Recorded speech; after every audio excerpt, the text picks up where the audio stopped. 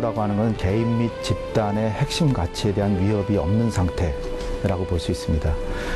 그런데 이제 냉전 시대에는 주로 군사 안보, 국가를 단위로 외부의 적으로부터 군사적으로 국민들과 영토를 지키는 걸 안보라고 했는데, 탈냉전 시대에 들어오면서 국제적 경제 위기를 극복하는 거라든지 식량 문제라든지 에너지, 환경, 테러, 또 마약 같은 국제 범죄를 예방하는 것도 안보의 범주에 이제 들어가고 있습니다. 특히 최근에는 지구화 시대, 세계화 시대를 맞아서 사이버 안보의 중요성이 매우 부각되고 있습니다. 사이버 안보에 대해서 더 각별한 정책적인 주의가 필요한 시점입니다. 2013년 3월 20일 한국의 주요 언론기관 및 기업의 전산망을 마비시킨 3.20 대란. 그 이후 지능적이고 지속적인 공격으로 끊임없이 유출되고 있는 우리의 국가정보. 과연 우리의 안보는 안전한가? 안보의 패러다임 변화가 절실한 지금, 우리 안보의 새로운 과제와 과학기술의 역할은 무엇인지 들어본다.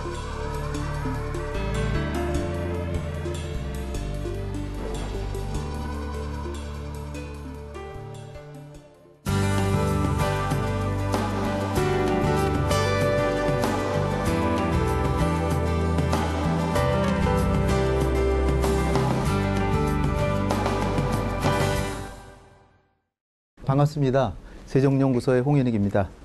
이 안보의 기본적인 개념 자체가 탈냉전 시대에 와서 확산되고, 그리고 안보가 국가 중심에서 인간 안보라 그래서 모든 사람 개개인의 어떤 핵심적인 가치를 보장하고 지켜주는 것, 이런 식으로 안보 개념이 이제 확장되고 있기 때문에 이런 새로운 개념을 기본적으로 인식하는 가운데서 우리의 과학기술이 어느 방향을 지향해 가야 되는 것이냐. 첫 번째, 안보 정책의 새로운 과제로 들어가 보겠습니다. 전통적 안보라고 하는 건 다 주지하시다시피 냉전 시대에 그 동서 양진영이 서로를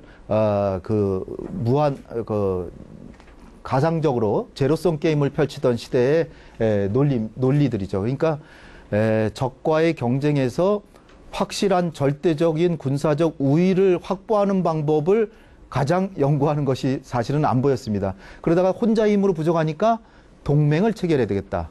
또는 밸런스 오브 파워, 세력 균형으로 안전 보장을 해야 되겠다. 이런 것들을 주로 연구를 하다가, 그다음에 쿠바 미사일 위기를 계기로 해서 그 절대적인 힘을 가졌던 미국과 소련 자기들 스스로도 서로 간에 전쟁하다가는 둘 다 전멸하게 생겼으니까 이 협상이 필요하구나. 그래서 1962년에 쿠바 미사일 위기를 계기로 해서 서서히 미국과 소련 간에도 대화가 이루어지고, 대화 중에서 주로 하는 게 안보 문제에 있어서는 군비를 통제하기 시작합니다. 여기 군비 통제와 군축은 전혀 다른데요. 군비 통제라고 하는 것은 일정한 수위를 정해놓고 그거를 맥시멈 우리의 능력으로 하자라고 해서 서로 간의 국력을 군비에 너무 소진하지 않기 위해서 서로 간의 합의하에 통제하는 것을 말하고요. 군축이라고 하는 건 그야말로 군비를 줄이는 겁니다. 핵 문제에 있어서 70년대에 솔트라고 해서 그 브레즈네프와 닉슨과 이제 체결된 그 ABM 조약, 솔트 조약, 이걸로 해서 이제 군비 통제가 이루어지고, 군비를 축소하는 것은 결국 스타트라고 해서 전략 핵무기 감축 조약, 여기서부터 이제 시작되는데, 그럼에도 불구하고 미국과 소련이 아직도 약 5,000개 이상의 핵무기를 갖고 있습니다. 탈냉전기에는 이제 안보 개념이 확대가 됐습니다. 소련이 붕괴하고 그야말로 자유진영의 적국이 소멸됐기 때문에 이제는 아주 치명적인 인류가 갑자기 다 절멸해가는 그런 위기는 벌어지지 않을 수 있다. 따라서 군사안보 부분의 위상이 조금 축소되면서 다른 부분의 인간의 개개인에 대한 인권이라든지 아니면 개개인의 안전, 이거 자체가 문제가 된 거죠. 그러니까 환경 문제라든지, 환경이 사실 북한의 미세먼지나 황사 같은 거 얼마나 모든 개개인이 다 피해를 받습니까? 이런 환경 문제도 안보 문제가 됐고요. 세계적 경제 위기, 이런 것도 안보 문제가 되고, 특히 1970, 80년대부터 이제 등장하기 시작한 테러 문제가 심각한 안보 문제가 됐고요. 그 다음에 에너지 부족, 에너지 안보라는 말 흔히 쓰죠. 식량 안보. 그래서 안보의 개념이 이렇게 개인의 안전을 지키는 것까지 이제 들어와서 확장되게 됩니다. 그러나 우리가 특히 과학기술에서 주목해야 되는 건 물론 환경 문제 같은 것도 과학기술로서 극복하는 방안을 생각해야 되죠. 특히 이제 중요한 것이 안보 문제라는 게 한 국가의 힘으로 해결되는 것이 아니다. 이것이 이제 중요한 것입니다. 그리고 우리가 근대적 합리주의적 사고방식이라는 것을 가장 중시하고 그것이 옳은 사고방식이라고 생각했는데 그걸로써 해결하지 못하는 문제들이 이제 등장한 겁니다. 지역적, 또 초국가적, 범세계적인 협력이 이제 필요한 분야가 환경 문제라든지 테러 문제. 테러 같은 게 이게 어디에 테러리스트가 있는지 알 수가 있나요? 전 세계가 다 협력해서 테러리스트를 색출하고 서로 협력하는 공동 거버넌스를 만들어서 여기에 대처해야 되는데 네트워크 국제안보라는 건 모든 사람 지금 컴퓨터 다 가지고 계시잖아요. 근데 여기서 인터넷으로 보내면 순식간에 전 세계로 다 파급이 됩니다. 근데 이게 사이버 바이러스 같은 것도 똑같이 이렇게 전 세계로 동시에 퍼져나가기 때문에 전염병도 문제지만은 이 컴퓨터 바이러스 이런 사이버 안보 문제도 이게 한 나라의 힘으로 해결하기 어려운 수준에 이르렀다는 거죠. 2008년에 일어났던 미국의 금융위기를 보더라도 금융위기가 뉴욕에서 벌어졌는데 왜 우리나라가 왜 어려워야 됩니까? 왜 러시아가 크리미아 반도를 병합하는데 왜 우리나라 주가가 왜 떨어져야 되나요? 전 세계가 하나의 경제권, 하나의 나라가 되고 있습니다. 그래서 이 글로벌 차원의 문제를 해결하기 위해서는 이 전 세계가 협력을 해야 되는데 자칫 일방주의적 사고방식이나 그냥 근대적 사고방식에 안주하고 있어가지고는 이 참여자들이 그러면은 모두가 협력해야 해결이 되는데 벗어나면 거기가 구멍이 돼가지고 탈냉전 시대의 문제가 해결이 안 된다는 것이죠. 그래서 이 문제 해결을 위해서는 두 가지입니다. 하나는 탄성 전략이라 그래가지고 미래의 위험이라는 걸 100% 우리가 예측하는 것은 힘들다. 그래서 최대한 예측은 해야죠. 가장 가깝게 근접하게 예측은 해서 대비를 해야 되지만 모든 게 다 대비되는 것은 아니다라는 거죠. 그러니까 이런 식으로 미래의 위험을 하나하나 예측해서 거기에 대응하는 것이 해결책이 아닐 수 있다는 거죠. 보다 넓은 범위의 광범위하게 기반을 닦고 그것은 국제적 협력하에 가능하고 탄성 전략이라고 하는 것은 일단 사이버 테러 같은 게 들어오면 일단은 맞는 거죠. 안 맞을 수가 없는 거예요. 절대적으로 예방한다라는 거는 거의 힘든데 최대한 예방하도록 노력은 해보지만 맞았음에도 불구하고 지킬 수 있는 여력을 가지고 다시 반격할 수 있는 능력을 갖춘다는 거죠. 핵 개발은 다들 잘 아시는 분야겠지만 제일 중요한 거는 지금 한국의 핵 개발은요. 기술적으로는 우리는 얼마든지 할 수 있지만 그리고 우리나라 대외 의존도가 110%가 넘습니다. GDP분의 수출 수입 더하면 110%가 넘는데 우리 대한민국은 민주국가니까 핵을 개발해도 유엔 안보리에서 제재하지 않을까요? 분명히 할 겁니다. 그럼 우리나라 어떻게 삽니까? 우리나라 경제의 50% 이상이 다 외국에서 먹고 사는데 국제 제재 받으면서 어떻게 핵을 개발하겠습니까? 저는 사실상 상상으로만 가능한 거다라고 지금 생각합니다. 그 다음에 이제 미국의 전술핵자 배치는 오바마 대통령이 이 핵 없는 세상을 주장해서 노벨 평화상을 받았고요. 그런 사람이 다시 재배치할까요? 또 하나는 우리 대통령께서 작년에 미국의 의회에서 연설하실 때 오바마 대통령이 주창하시는 핵 없는 세상은 한반도에서부터 실현되기를 간절히 기원합니다. 라고 얘기를 하셨는데 핵을 배치해 주십시오. 얘기할 수 있을까요? 이거는 우리 정부가 스스로 포기한 옵션이라고 저는 보고 있습니다. 그러니까 이것도 사실 가능성이 크지 않다. 자, 그 다음에 이제 사이버 위협이라면 이제 컴퓨터 네트워크에서 구상된 가상의 공간에 대한 위협을 가하고 테러를 하고 사이버 전쟁이라는 게 있고요. 사이버 워페어, 경제 염탐이나 이코노믹 에스피오니지, 사이버 크라임, 사이버 테러 이렇게 네 종류를 그 조셉 나이가 분류를 했는데요. 자, 그 인프라 면에서는요. 북한은 지금 휴대폰이 230만 대 정도 있습니다. 그러나 핸드폰으로 우리처럼 이게 검색이 자유롭게 되는 게 아니고 북한 내부에 인트라 넷망만 접속이 되고 컴퓨터 역시 마찬가지죠. 그래서 외부 세계의 정보는 완전히 차단돼 있습니다. 인트라넷을 국내에서 활용하고 인터넷은 통제하고 있습니다. 그래서 이중 구조로 돼 있고 북한은 정보통신에 대한 인프라도 별로 없고 거기에 별로 의존하고 있지 않죠. 그러나 우리는 어떻습니까? 이 국가가 통제하고 있지도 않고 완전히 개방돼 있고 뭐 전 세계에 그냥 모든 개인이 다 전 세계와 자유롭게 통신하고 있고 교류하고 있고 그다음에 인터넷과 컴퓨터에 얼마나 많이 의존하고 있습니까? 그러니까 이 컴퓨터 체계가 이게 무너지면 우리는 치명적인 손상을 받는데 또 하나 중요한 건 뭐냐면 직접 공격하는 게 아니라 북한에서 이 차이나 텔레콤을 통해서 회선을 할당받아서 중국 IP라는 게 이제 인터넷 주소인데요. 중국 주소로 들어오는 겁니다. 그러니까 이게 뭐 중국이 공격하는 것처럼 보이는 거죠. 그러니까 참 정말 우리는 너무나도 이제 불리한 여건에서 이제 이 북한과의 이 테러나 사이버 공격을 맞이해야 되는 입장에 있는 것입니다. 그 다음에 매년 100명 이상을 미림대라는 데서 개발하고 있고요. 그 다음에 무기 체제도 여기 있는 EMP탄이라는 거 이게 굉장히 사실 중요한 거예요. 요즘 신문에 자주 나죠. 미국 같은 경우는 이미 이라크전에서 써봤고 EMP탄이라는 게 이게 전자기파 폭탄이라는 건데요. 모든 전자기를 다 못 쓰게 만드는 거죠. 그게 물론 방어하는 체제를 갖추면 또 방어할 수도 있지만 어쨌든 이런 무기까지도 지금 개발하고 있는 중이고요. 그 다음에 최근에 북한이 했던 GPS 신호를 교란시키는 GPS 제모. 인공위성을 쏘려고 그러면 모든 게 좌표가 GPS로 돼 있단 말이죠. 이게 무서운 겁니다. 이게 과학기술이에요. 이게 GPS를 이게 세계를 장악하는 패권국이 할 수 있는 겁니다. 따라서 유럽도 자기 자신의 이런 유럽식 GPS 체제 갖추고 있고요. 러시아 이미 하고 있고요. 중국도 하고 있고.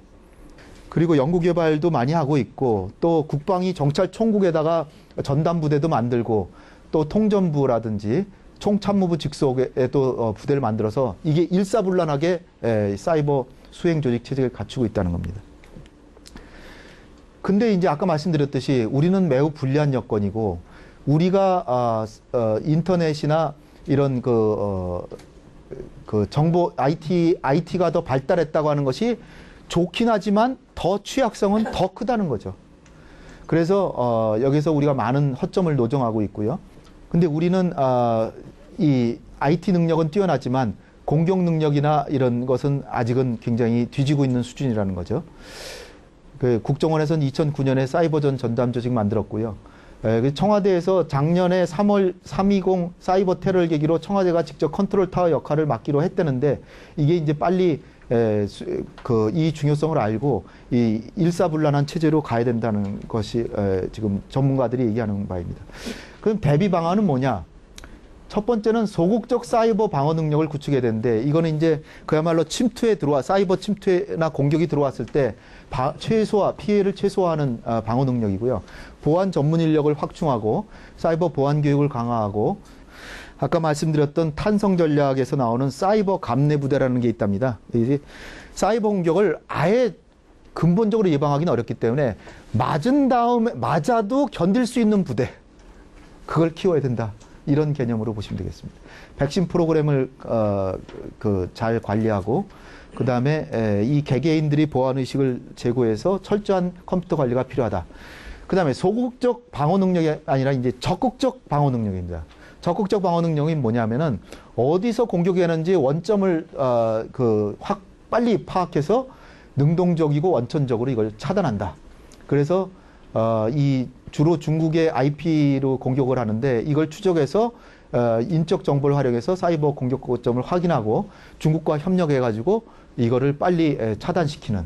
그래서 중국이 이런 사이버 공격에 대해서 책임감을 가지고 이것을 차단할 수 있도록 하는 것을 구축하는 거죠. 그 다음에 사이버 안보 컨트롤 타워를 청와대가 중심이 돼서 해야 된다. 뭐 청와대가 꼭 안 해도 되죠. 결정하기에 따라서 국정원이 중심이 돼서 한다든지 그래서 컨트롤 타워 역할을 맡아야 된다는 거죠. 사이버 공격 능력을 확보해야 된다는 건요. 사이버에 대해서 막기만 해선 되는 게 아니라 공격을 해야 된다는 겁니다. 어네니머스나 이런 국제 해커 조직에서 올 때도 그들에게 우리가 공격할 수 있는 능력을 갖춰야 그들이 공격을 안 할 수 있다는 겁니다. 그래서 참고로 말씀드리면 미 국방부는 국가 기관망을 흔드는 외부 사이버 공격은 전쟁이다 그래가지고 미사일로 공격하겠다 이렇게 이미 선포해 놓고 있는 상태입니다.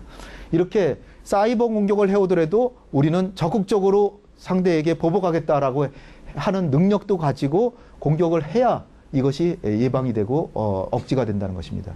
또 하나는 이제 사이버 연습장 같은 걸 국가 사이버 연습장을 설치해서 이걸 계속 연습하고 훈련해야 된다는 것입니다. 그다음에 사이버 안보 기반을 구축해야 되는데요. 이게 그 사이버 전사를 양성하고 그다음에 연구 및 획득 체제를 확립하고 민관군 정보 공유 체제를 상시적으로 협력을 강화하고 사이버 법 체제도 정비를 할 필요성이 있다는 것입니다. 그다음에 이제 국제 협력인데요. 국제 협력도 매우 중요하다고 봅니다. 한미 동맹을 사이버 안보 동맹으로 확대시켜서 미국하고 일본은 지금 협약 맺어가지고 적극적으로 하고 있죠. 우리도 이걸 적극적으로 하고 사이버 안보 관련 다국 공동훈련에도 참가하고 그다음에 국제적으로 사이버 안보에 대한 사이버 안보 규범이 형성되도록 우리도 노력하고 마지막으로 기술적으로는 무엇이 필요하냐. 이게 주로 제가 이제 사이버 위협에 대해서는 국가안보전략연구소의 조성열 박사라고 계세요. 아주 뭐 핵 문제라든지 사이버 아주 제가 알기로는 국가안보전략연구소 최고 인재라고 이제 보는데 그분이 쓴 논문을 주로 많이 참조했습니다. 그분이 이제 제시한 거를 이렇게 보면 논리적, 전자적, 심리적 공격 방어 기술 연구 개발, 그 다음에 근원지 역추적, 어디서 공격했는지를 역추적하고 사이버 개념 기술을 개발해서 공격자 신원을 확인하고 그 다음에 공격 증거를 확보하기 위해서 사이버 수사죠. 사이버 포렌식 기술을 개발하고 공격 원점을 우리가 사이버로 타격할 수 있는 기술도 개발해야 되고 인터넷과 인터넷 망분리를 해야 되는 기술을 개발하고 그리고 우리가 또 개발하는 한편 그걸 침투해 들어갈 수 있는 능력도 개발해야 됩니다. 그렇게 함으로써 우리가 공수 양면에서 두루두루 능력을 갖춰서 또 국제협력도 도모하고 그렇게 해서 북한의 사이버 위협에 대항해야 되겠습니다. 네, 이상으로 제 발표를 마치겠습니다. 감사합니다.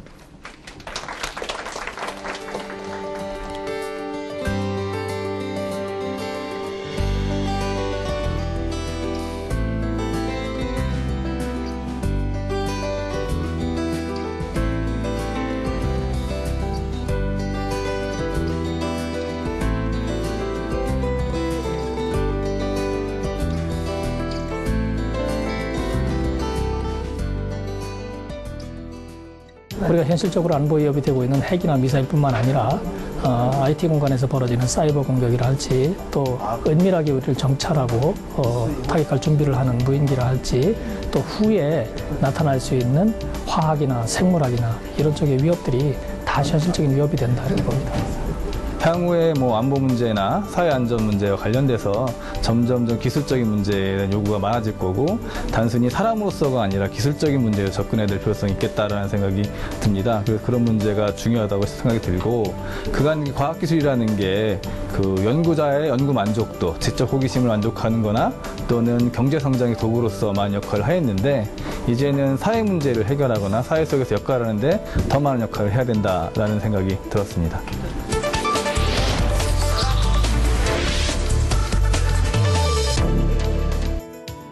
가젤 기업은 1994년 버치라는 학자가 그 일자리가 가장 많이 증가한 기업군이 어디인가를 분석하였는데 그 가젤의 의미는 영양을 의미합니다. 빨리 달리는 그 동물에 빗대서 그 명명하였고요. 중소기업들이 필요로 하는 기술 개발,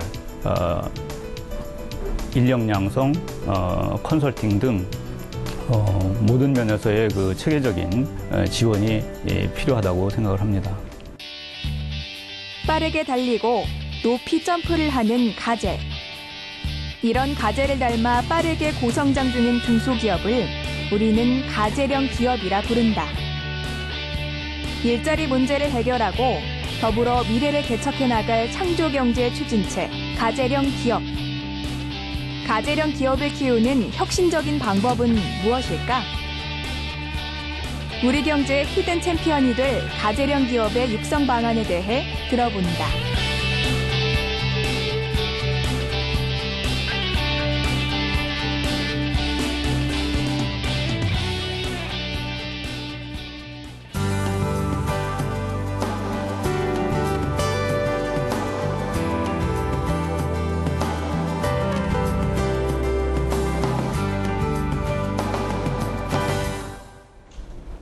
창조경제에서 그 성장보다 일자리로 정책 타겟팅을 하는 이유는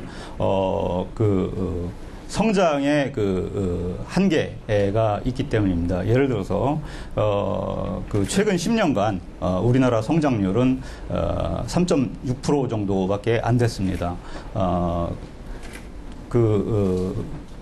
이렇기 때문에 저성장 추세가 장기간 고착되기 때문에 성장에 의해서 일자리를 만들기가 매우 어려운 상황에 직면해 있습니다. 또 하나는 성장의 고용 탄력성이 감소하고 있습니다. 중후장대형 산업에서 경박 단소형 산업으로 넘어감에 따라서 1% 성장 시 가져올 수 있는 그런 고용 증가분이 과거에 비해서 절반 이하로 줄어들어 있는 상황입니다. 또 하나는 플러스 성장 속에서 제조업이 고용이 감소하고 있습니다. 그래서 제조업이 타 산업을 견인하는 데는 한계가 있다. 그런 생각이고요. 그래서 이 성장은 그렇다 치고 고용을 어떻게 할 것인가 하는 부분에 우리가 역점을 둬야 된다고 생각을 하고 있습니다. 그래서 이 연구에서는 가젤 기업을 중심으로 우리 이 기업들이 어떻게 고용을 증가시킬 것인가 하는 그 부분을 연구를 하였습니다. 이 가젤이라는 것은 영양의 일종으로 속도가 빨리 달리고 그리고 점프력이 좋은 그런 동물의 이름을 빌린 것입니다. 그래서 여러 학자들이 이미 1994년부터 연구를 했고요. 저는 이 스토리의 연구를 빌려서 상위 10% 그 기업군을 그 고용 증가율이 높은 기업군을 대상으로 연구를 하였습니다.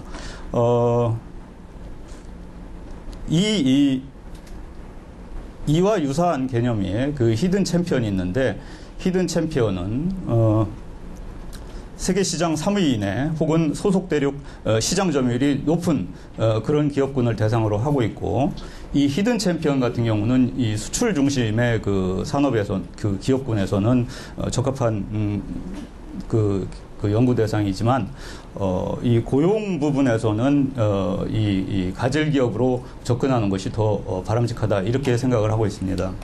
이 가젤 기업은 이 분포를 어떻게 하고 있는지를 확인하고 이 기업들이 어디에 잘 입지를 하는가를 분석한 다음에 이 입지 여건을 개선해주고, 그리고 그런 기업들이 특정 지역으로 올 수 있도록 유치하고 창업을 활성화해주고, 그런 기업들의 경쟁력을 높여주는 그런 과정을 거치고, 장기적으로는 가젤 기업이 앵커 역할을 하도록 함으로써 주변 전후방 연관 산업을 유치하도록 그렇게 해서 장기적으로 지역 산업이 성장하도록 하는 그런 과정을 거쳐서 전체적으로 선순환 체계가 구축되도록 하는 것이 필요하다고 생각을 합니다. 이를 위해서 포터의 다이아몬드 모델을 활용했는데, 이 기업의 경쟁력 제고, 나가서는 일자리 창출을 높이기 위해서는 입지 여건을 개선하고, 그리고 산업 간 연계 발전을 하고, 이런 것들이 두루 가능하도록 정책적인 뒷받침이 이루어지는 그런 과정을 거쳤습니다. 그래서 저는 고용노동부의 고용보험 DB를 활용해서 2007년부터 2012년까지 분석 대상으로 했습니다. 분석 대상 근로자는 상용 임시 근로자를 포함했고, 약 7만 개를 대상으로 해서 상위 10% 기업을 가젤 기업으로 정의했습니다. 그래서 약 7천 개 정도가 나왔고요. 그래서 이 분석한 결국 가젤 기업의 종사자 수 규모를 보니까 2007년에 191명에서 2012년에 371명으로 약 2배 정도가 증가했습니다. 결국 중소기업이 이 기간 동안에 상위 10% 기업은 중견기업으로 도약을 했다라고 생각이 됩니다. 반면에 이 가젤 상위 10% 기업을 제외한 나머지 비가젤 기업들은 56명에서 52명으로 오히려 종사자 수가 감소하는 결과가 도출되었습니다. 이 가젤 기업의 산업별 분포를 보면은 제조업, 서비스업, 산업 전체 이렇게 구분해 보니까 이 서비스업에서의 고용 증가율이 훨씬 높았고 상위 10% 기업이 전체적으로 평균적으로 44% 정도 차지를 했지만 서비스업은 그보다 훨씬 높은 49% 정도의 비중을 차지했습니다. 우리나라의 대표적인 산업인 주력기관 제조업, 지식기반 제조업, 지식기반 서비스업을 대상으로 가젤 기업들이 얼마나 많이 분포하고 있는지를 살펴봤더니 역시 약 40% 이상씩 전부 차지를 했고요. 그래서 도출된 결론은 가젤 기업이 양질의 산업군에 집중 분포하고 있다. 그래서 양과 질에서 두루 큰 기여를 하고 있다 하는 것이 나타났고요. 특히 지식기반 서비스업 같은 경우는 기업체 수 기준으로나 혹은 종사자 수 기준으로 가장 높은 비중을 차지하고 있는 것으로 나타났습니다. 이 세부 산업을 구분해 보면은 주력기관 제조업은 기계, 자동차, 섬유 같은 경우, 지식기반 제조업은 전자정보, 메카트로닉스 이런 거고요. 지식기반 서비스업에서는 기업 지원 서비스업, 예컨대 연구개발, 법무, 회계, 컨설팅, 광고 등 창업을 지원할 수 있는 그런 업종에서 많이 분포하였고요. 또 정보 서비스, IT 관련 정보 서비스에서 많이 분포하고 있는 것으로 나타났습니다. 지역별로 분포를 보면은 대도시에 집중돼서 분포하고 있는 것으로 나타나고 있습니다. 서울, 대전, 부산, 대전, 울산, 광주 이런 지역에 많이 분포하고 있는데 그 이유는 용주 규모가 적고 노하우 집약적인 지식기반 산업의 비중이 이런 대도시에서 높게 나타나고 있기 때문으로 보입니다. 가젤 기업의 사례로 아이센스를 들었습니다. 제가 월드클래스 300 평가에 갔을 때 연구 대상으로 나타났는데 이 기업은 교수 창업 기업입니다. 교수 창업 기업. 교수님들이 창업해서 성공하는 그런 기업들이 굉장히 드문데 아주 굉장히 성공한 그런 사례라고 생각이 됩니다. 혈당기를 만드는 기업이었고요. 2007년에 172명에서 2012년에 391명으로 고용이 증가한 그런 기업이었습니다. 공장은 강원도 원주 또 송도 이 두 군데에 분포를 하고 있고요. 이 기업 같은 경우는 2000년에 창업을 해가지고 2013년 현재 코스닥 상장을 했는데 약 7년간 준비, 창업에서부터 성장까지 약 7년간 소요됐고 2007년 이후에 약 7년에 걸쳐서 다시 도약을 한 전체적으로 약 14년 만에 코스닥 상장까지 한 그런 사례라고 생각이 됩니다. 그래서 가젤 기업 일자리 창출을 위한 가젤 기업 육성의 기본 방향은 이 가젤 기업하고 창조 산업 육성이 필요하다 하는 것입니다. 이 가젤 기업이 많이 들어가 있는 지역은 가젤 지역이라고 하고 또 가젤 기업들이 많이 분포하고 있는 산업은 가젤 산업이라고 얘기를 할 수가 있는데 이런 가젤 기업이 중심이 된 지역과 산업의 육성 플러스 아이디어가 집약되어 있는 창조 산업이 같이 견인을 하면은 일자리가 풍부한 지방 산업이 육성될 수 있다 이렇게 생각을 하고 있습니다. 일단 기업의 육성 방향은 창업 기업하고 가젤 기업이 투 트랙으로 육성이 돼야 된다고 생각을 합니다. 창업 기업 같은 경우는 이스라엘식 모델을 많이 반영을 하고 있는데 이 이스라엘 기업들의 특성은 이 기업의 그 제품이 만들어지는 그 제품화 단계까지 가는 것이 아니고 기술 상태에서 매각하는 이그지트하는 그런 전략을 많이 사용을 하고 있습니다. 그 이유는 인구가 700만 정도밖에 안 되기 때문에 내수가 일단 뒷받침이 안 되기 때문에 사업화 전 단계에서 기술 상태에서 매각을 하는 그런 창업들이 많이 이루어지고 있습니다. 우리나라 같은 경우는 반드시 그 제품화까지를 가려고 하는데 이 제품화까지 갈 경우라도 일정한 규모 이상의 중견기업이 육성될 수 있도록 월드클래스 300에 준하는 그런 프로그램들이 마련돼야 될 것으로 생각을 합니다. 기술 사업화 하는 경우하고 기술을 매각하는 경우에 그 장단점이 있는데, 우리나라 같이 이 기술을 공장 형태의 공장에 의해서 제품화까지 가는 경우에는, 이 고용 규모가 아무래도 기술 상태로 매각하는 경우에 비해서 고용 효과가 크고, 단점으로는 그 기술 개발 자금이 늦게 회수가 되기 때문에 이 자금 회전력이 떨어지는 그런 그 성과가 나타나고요. 그리고 실패 시에 더 큰 비용을 지불해야 된다는 단점이 있습니다. 그래서 기술을 중간에서 매각하고 새로운 기술을 발굴할 것인가 아니면 제품화까지 갈 것인가 하는 그런 결정을 기업들이 잘 할 수 있도록 중간에서 컨설팅 해주는 것이 필요하다라고 생각을 합니다.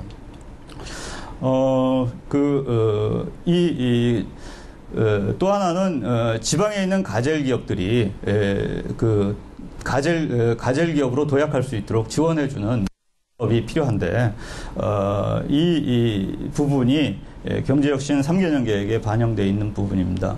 월드클래스 300 같은 경우에는 1년에 약 30개 기업만 선정하고 그런 기업들을 대상으로 기술개발 같은 경우에 약 15억 원까지 지원이 되고 있습니다. 그래서 이 소수로 많은 그 예산이 투입되고 있기 때문에 이 조건을 조금 더 완화해서 준 가젤 기업을 선정하고 그런 가젤 기업들이 준 가젤 기업들이 약 5년 후 정도에 가젤 기업으로 도약할 수 있도록 지원해주는 그런 프로그램 마련이 필요하다고 생각을 합니다.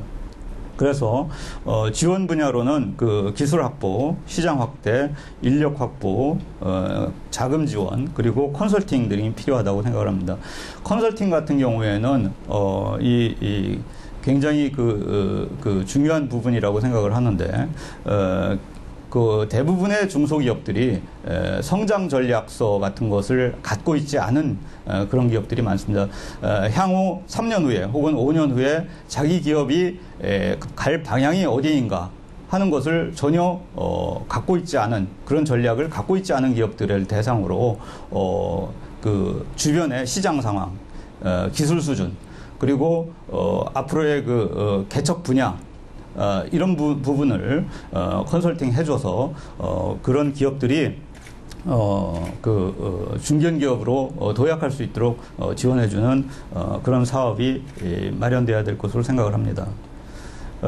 기업 성장 단계에 부합하는 입지 공급도 필요한데, 우리나라 현재 상황에서는 시제품 단계나 양산 단계에서는 많은 입지 공급이 이루어지고 있습니다. 그런데 이 창업 단계에서는 특히 대도시의 일자리 창출이 많이 이루어지고 있는 지식기반 서비스업 같은 경우에는 별도의 입지 공간이 마련되지 않고 있습니다.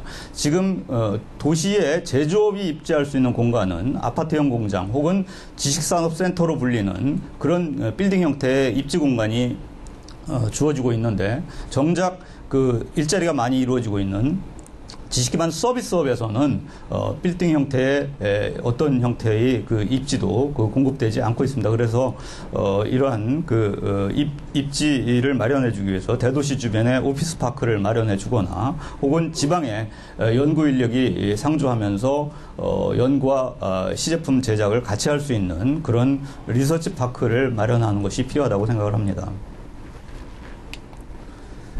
그 다음에는 가젤 기업이 지방으로 많이 입지될 수 있도록 대도시 중심에서 이제 파생돼서 지방으로 많이 입지할 수 있도록 지원해주는 그런 법인세 환급 제도의 도입도 필요하다고 생각을 합니다. 그래서 이런 경우에는 투자와 고용이 동시에 감안돼서 또 가젤 기업이 만약에 낙후 지역에 입지를 한다고 그러면은 더 많은 지원이 이루어질 수 있도록 지방 투자 촉진 보조금 제도를 약간 개선하는 그런 과정이 필요하다라고 생각을 합니다. 그리고 지금 지방에서는 일자리 미스매치 부분이 굉장히 심각한 문제로 대두가 되고 있는데 지역별로 산업별로 인력수급 협의회 같은 것을 만들어서 일자리 미스매치 되는 부분에 이해 당사자들이 참여해서 의견을 교류하고 부족한 일자리를 메꿔 넣는 그런 기구의 설립도 필요하다고 생각을 합니다. 그 다음에 지역 특성이 반영된 창조산업 육성이 필요합니다. 창조산업은 여러 형태의 유형이 있는데, 전문 지식과 노하우의 바탕을 둔 지식기반 서비스업이 있고, 그리고, 이 경우에는, 해당 기업 자체의 창업 고용이 늘어나는 효과도 있지만, 창업 기업을 지원해주는, 창업 준비를 하고 있는 기업들을 지원해줌으로써, 간접적으로 고용이 증가하는 그런 효과도 있습니다. 두 번째 유형은 아이디어가 중심이 되는 문화산업이 있습니다. 그래서 보통의 경우 많이 일반적으로 얘기하는 창조산업이 이 분야인데 문화와 디지털 콘텐츠, 연구개발이 함께 접목돼서 창조산업으로 불리는 그런 기업군입니다. 그 다음에는 아이디어가 접목된 지역 전통산업이 있는데 LED에 의한 식물 공장, 그리고 웰빙 막걸리, 디지털 병풍, 이런 것들이 현재는 제품 상태지만은 만약에 이런 제품들을 생산하는 기업들이 많이 증가를 한다고 그러면은 하나의 산업군이 될 것이고, 그래서 새로운 전통 산업의 구조 고도화에 기여할 수 있을 것이라고 생각을 합니다. 예, 이상 발표를 마치도록 하겠습니다. 감사합니다.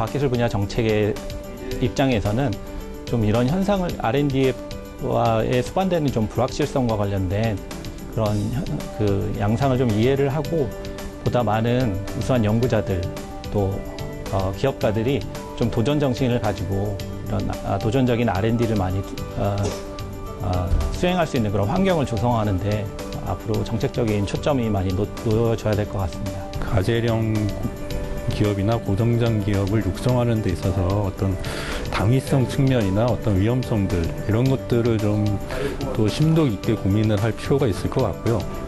그리고 어떤 이런 정책들을 하는 데 있어서 수혜자를 극대화할 수 있는 이런 방안들이나 어떤 대상 기업을 선정하는 데 있어서 기준들을 좀 명확하게 했으면은 앞으로 굉장히 효과 있는 정책들이 될 거라고 생각을 하고 있습니다.